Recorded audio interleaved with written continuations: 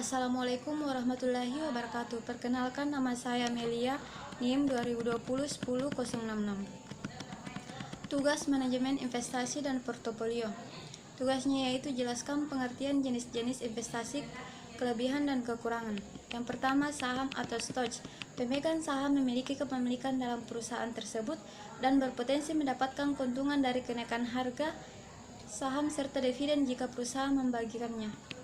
Kelebihannya itu menghasilkan uang dengan dua cara dan mudah dijual.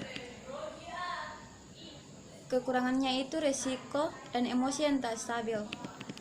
Kedua, obligasi atau bonds. Obligasi adalah instrumen utang yang dikeluarkan oleh perusahaan, pemerintah atau lembaga lainnya. Pemegang obligasi menerima pembayaran bunga berkala dan kembali modal pada tanggal jatuh tempo. Kelebihannya itu investasi lebih aman dan pendapatan yang terjamin. Kekurangannya itu risiko uang tidak kembali dan risiko tingkat bunga. Ketiga, reksadana atau mutual funds. Reksadana adalah pool dana yang dikelola oleh manajer investasi. Uang dari banyak investor digabungkan dan diinvestasikan dalam berbagai aset seperti saham, obligasi, dan atau properti. Kelebihannya itu investasi kembali dividen dan pengurangan risiko atau keamanan. Kekurangannya itu penyalahgunaan manajemen eksekusi perdagangan yang buruk. 4.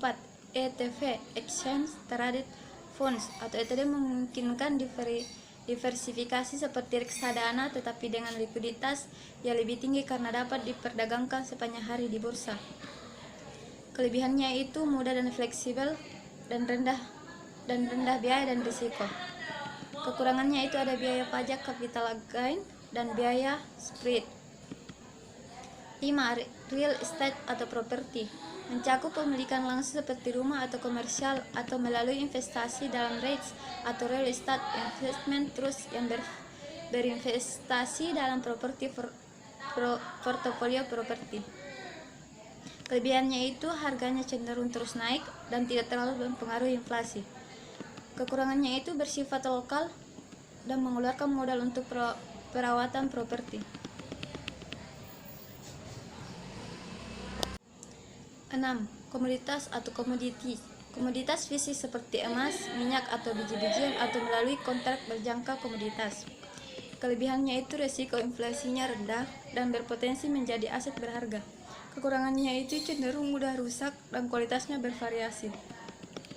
7. Valuta asing atau forex. Investor mencoba menghasilkan keuntungan dari fluktuasi nilai tukar mata uang. Kelebihannya itu transaksi bisa dilakukan 24 jam dan biaya transaksi rendah.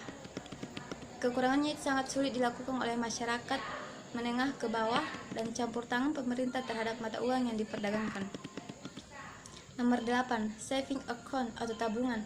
Menempatkan uang di rekening tabungan atau deposito berjangka untuk mendapatkan bunga. Kelebihannya itu keamanan dan ketersediaan. Kekurangannya itu imbal hasil yang rendah dan inflasi. 9. Peer-to-peer lending, P2P atau lending. Anda meminjamkan uang Anda kepada individu atau bisnis melalui platform online dan Anda menerima pembayaran kembali dengan bunga. Kelebihannya itu suku bunga pinjam yang diterima memiliki nilai yang signifikan dan investasi. Kekurangannya itu jika kamu investasikan uang melalui P2P lending atau lending, ada kemungkinan bahwa si peminjam akan gagal dalam mengembalikan uang pinjamannya. 10.